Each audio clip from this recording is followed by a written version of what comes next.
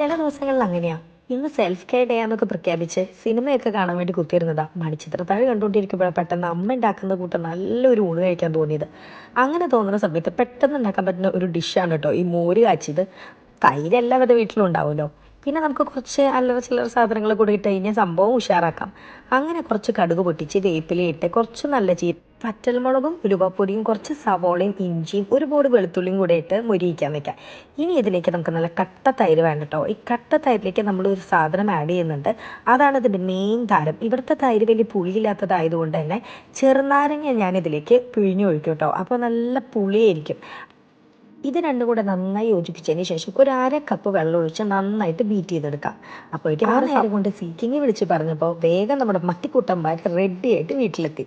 ഇനി ലേശം കായപ്പൊടിയും കൂടെ ഇതിലോട്ട് ആഡ് ചെയ്ത് കൊടുത്ത് ലേശം മഞ്ഞൾപ്പൊടി, കുറച്ച് പച്ചമുളക്, കാന്താരി മുളകാണെങ്കിൽ സൂപ്പർ ആട്ടോ. പക്ഷേ ലുലുവിൽ ഇപ്രാവശ്യം പോയപ്പോൾ കാന്താരി മുളക് കിട്ടിയില്ല. ഞാൻ അത്യാവശ്യം എരിവിൻ്റെ ആളായതുകൊണ്ട് തന്നെ അത്യാവശ്യം എരിവിട്ടിട്ടുണ്ട് കേട്ടോ.